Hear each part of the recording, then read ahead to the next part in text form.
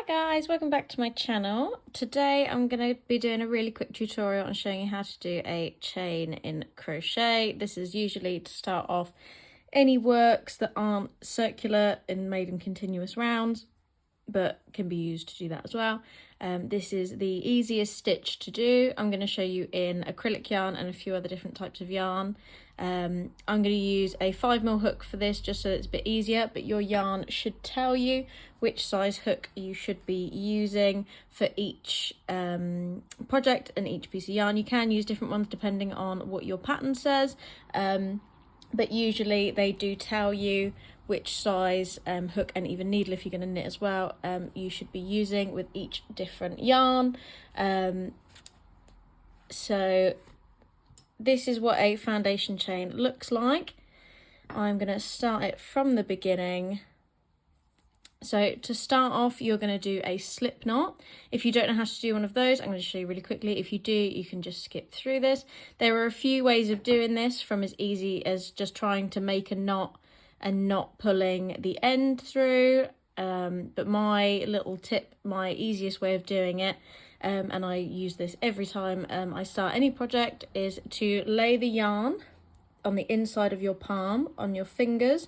I use my thumb to hold it in place, splitting off the top two fingers. I'll then wrap it around and cross it over at the edge of my fingers, and then I use my ring finger to hold the end of the yarn. I will then take my crochet hook under the first loop, over the second, so that it will pull it through, and I will just slip it off of my hand, off of my fingers, and pull it nice and tight, and then pull either side to make it tight to the hook. I'm just going to show you that again, but a little bit quicker. So to undo it, you just pull it to pieces in the palm of your hand, wrap it over the two fingers, making a little cross. This is to make sure that your working piece ends up behind the first loop. Otherwise, if it's on the front and you try and pull the back loop through, nothing is going to happen. It's just going to come to pieces. So when you do it, you want that yarn to cross over, and then hook it under and over to pull it through, and then pull it off of your fingers. I hold my yarn with it through just over my ring finger and usually over my starting finger, but if I'm doing chains, I don't do that. I just pinch it with my two fingers. This keeps my tension optimal for me. It stops me pulling it too tight, it stops it being too loose. I'll show you this way first, and then I'll show you a knitter's way. So this one, you're going to take your yarn, pull it over, so you want to hold on to your tail, because if you don't, you're just going to spin around and around in circles.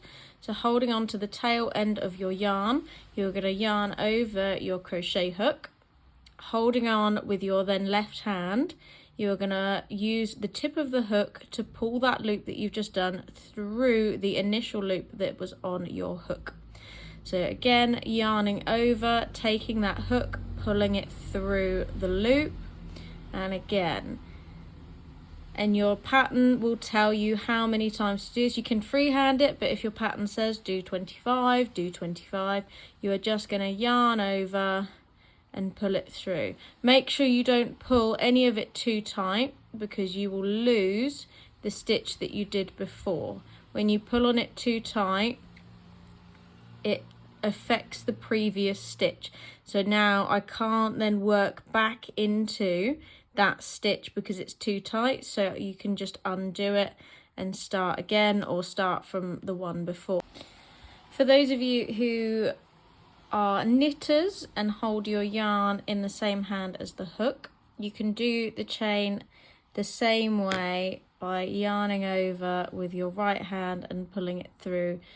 Exactly the same. You're still going to hold on to the bottom of your work. As it gets bigger, it makes it easier to hold, obviously, but you can still do it the European knitter's way. I still hold it continental because it's much easier for myself, but you can still do it this way. Just make sure you keep your tension the same. Don't pull it too tight, don't keep it too loose. Exactly the same as knitting.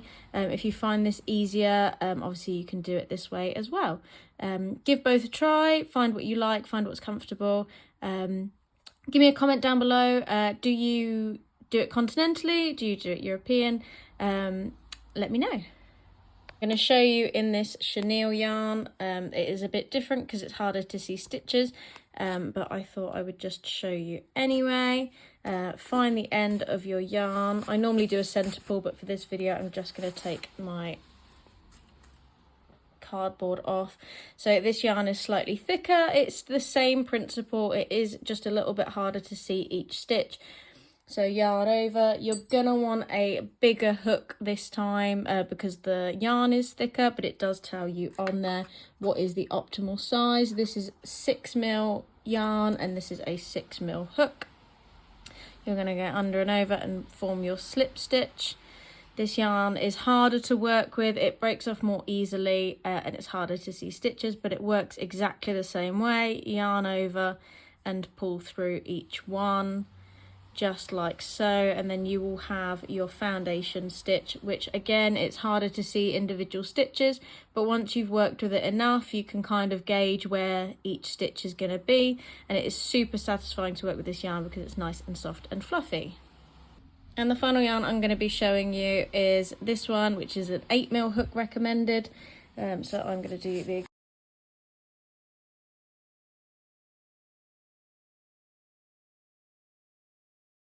once you have your end, take your 8mm hook for this size yarn, or whatever one your pattern says, and again, making that slip knot, yarning over, pulling it through, and then building your foundation chain. Making sure with this kind of yarn, you don't end up splitting stitches, where you go through the center of the yarn instead of hooking onto it properly. This happens quite a lot with this type of yarn. Same with acrylic, you can do it with, like, it happens with most yarns except chenille, because the chenille is one strand. This stuff is multiple strands, so it's quite easy to end up splitting the stitches. So for making it as neat as possible, you definitely don't want to do that. But it is the same principle of yarning over and pulling it through the initial loop. Alright, thank you very much. If you enjoyed this video, please leave a like and a comment and tell me what tutorial you would like next. Thank you very much, guys. See you next time.